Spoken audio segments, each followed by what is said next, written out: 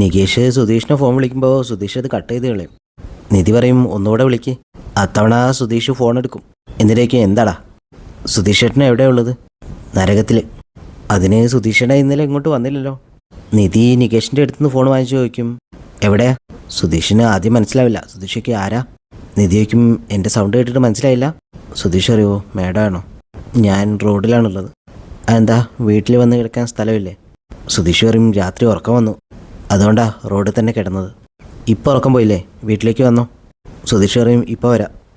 സുധീഷ് വീട്ടിലേക്ക് വരുന്നോണ്ടിരിക്കുമ്പോൾ കാറ് പോയിട്ടൊരു ബൈക്കിലിടിക്കുകയാണ്. ആ ബൈക്കുകാരനും സുധീഷും കൂടെ അങ്ങോട്ടും ഇങ്ങോട്ടും ഓരോന്ന് പറഞ്ഞ് പ്രശ്നം ഉണ്ടാക്കുകയാണ്. അതിൻ്റെ ഇടയ്ക്ക് സുധീഷ് അയാളെ അടിക്കും. അയാൾ പറയും ഞാനെന്നാൽ പോലീസിനെ വിളിക്കാം. അതും പറഞ്ഞ് അയാൾ പോലീസ് സ്റ്റേഷനിലേക്ക് വിളിക്കുകയാണ്. അച്ഛാ, ഒരാൾ എന്നെ വണ്ടി ഇടിച്ചു. സുധീഷ് ചോദിക്കും നിൻ്റെ അച്ഛൻ ആരാടാ? ജില്ലാ കളക്ടറോ?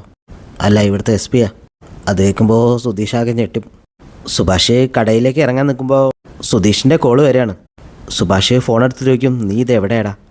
സുധീഷ് അറിയും സുഭാഷ് ഏട്ടാ, ഞാനൊരു ചെറിയ പ്രശ്നത്തിലാണ്. ഇപ്പോൾ പോലീസ് സ്റ്റേഷനിലാണ് ഉള്ളത്. വണ്ടി ഇടിച്ച കാര്യം പറയുമ്പോൾ സുഭാഷ് പറയും ഞാനിപ്പോൾ അങ്ങോട്ട് വരാം.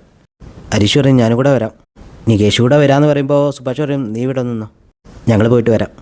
പോലീസ് സ്റ്റേഷനിൽ സുധീഷിനെതിരെ കുറേ ചാർജുകളൊക്കെ ഇടുകയാണ്. സുധീഷ് SIയോട് പറയുന്നുണ്ട് ഞാനൊന്നും ചെയ്തിട്ടില്ല, ഇയാളാണ് റോങ് സൈഡിൽ കയറി വന്നത്. SI പറയും നീ അവനെ കൊല്ലാൻ നോക്കിയില്ലേ?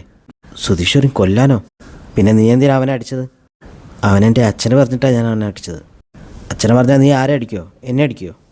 സുഭാഷും ഹരീഷും കൂടെ SIയോട് കുറേ സംസാരിച്ച് നോക്കും. എന്ത് പറഞ്ഞിട്ടും അയാൾ സമ്മതിക്കുന്നില്ല. പരാതിക്കാരനോടും സുഭാഷ് ഒരുപാട് സംസാരിക്കും. അയാൾ പറയും ബാക്കിയുള്ള കാര്യമൊക്കെ പോലീസ് നോക്കിക്കോളും. സുഭാഷിനെ ഹരീഷിനെയും പോലീസുകാരെ സ്റ്റേഷൻ്റെ പുറത്ത് ഇറക്കുകയാണ്. ഹരീഷ് ചോദിക്കും ഇനി നമ്മൾ എന്താ ചെയ്യുക സുഭാഷ് ഏട്ടാ? SI ആണെങ്കിൽ സുധീഷിനോട് ട്രാവൽസിൻ്റെ ഉടമയുടെ നമ്പർ വാങ്ങിക്കും. സുധീഷ് പറയും വിളിക്കരുത് സാർ, എൻ്റെ പണി പോകുന്ന പ്രശ്നമാണ്. പക്ഷേ അയാളതൊന്നും നോക്കില്ല. അയാൾ ട്രാവൽസിൻ്റെ ഉടമയെ ഫോൺ വിളിച്ചിട്ട് കാര്യങ്ങളൊക്കെ പറയാണ്. തോമസ് ഏട്ടൻ അപ്പം തന്നെ സ്റ്റേഷനിലേക്ക് വരും. സുഭാഷ് പറയും സുധീഷിൻ്റെ പേരിൽ അവർ എന്തോ കള്ളക്കേസ് കിട്ടിയിരിക്കുകയാണ്. തോമസ് ഏട്ടൻ പറയും ഞാനൊന്ന് പോയിട്ട് സംസാരിച്ച് നോക്കട്ടെ. തോമസ് ഏട്ടൻ ഉള്ളിൽ പോയിട്ട് SIയോട് സംസാരിക്കും. അളിച്ചിരെ മുൻചുണ്ടിക്കാരനാണെന്നേ ഉള്ളൂ, പാവാണ്. കല്യാണം കഴിഞ്ഞ് തന്നെ ഈ അടുത്താണ്. കേസാക്കരുത്, എന്തെങ്കിലും രീതിയിലൊന്ന് ഒത്തുതീർപ്പാക്കി തരണം. SI തോമസ് ഏട്ടനോട് പുറത്ത് നിൽക്കാൻ പറയണം. എന്നിട്ട് അവർ തമ്മിൽ സംസാരിക്കും. ഈ കേസ് കോടതി പോയാൽ നിൽക്കില്ല, വെറുതെ നമ്മൾ തോൽക്കുകയുള്ളൂ. അതിനേക്കാൾ നല്ലത് കാശ് വാങ്ങി ഒത്തുതീർപ്പാക്കുന്നതല്ലേ.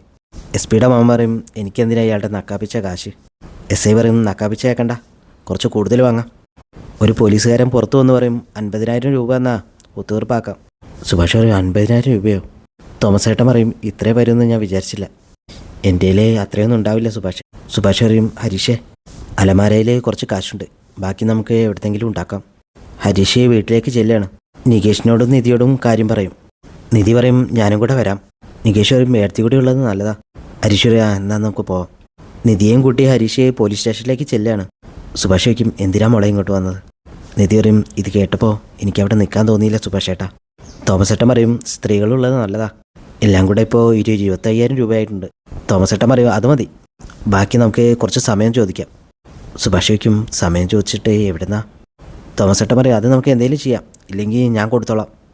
ഹരീഷ് പറയും സുധീഷ് ഏട്ടൻ്റെ അക്കൗണ്ടിൽ ഒരു 25,000 രൂപ ഞാൻ കണ്ടിട്ടുണ്ട്. സുഭാഷ് പറയും അതവനെ എന്തെങ്കിലും ആവശ്യത്തിന് വെച്ചതാവും. ഹരീഷ് പറയും എല്ലാവർക്കും എന്തെങ്കിലും ആവശ്യം ഉണ്ടാവില്ല സുഭാഷ് ഏട്ടാ, ഇപ്പോൾ ഇത് നടക്കട്ടെ. അവർ സ്റ്റേഷനിലേക്ക് കയറുമ്പോൾ ലോക്കപ്പിലിട്ട സുധീഷിനെയാണ് കാണുന്നത്. നിധി ഒരു ദയനീയ ഭാവത്തിൽ സുധീഷിനെ ഇങ്ങനെ നോക്കും. സുഭാഷ് ഹരീഷിനോട് വയ്ക്കും എന്തിനാ അവനെ ലോക്കപ്പിലിട്ടത്?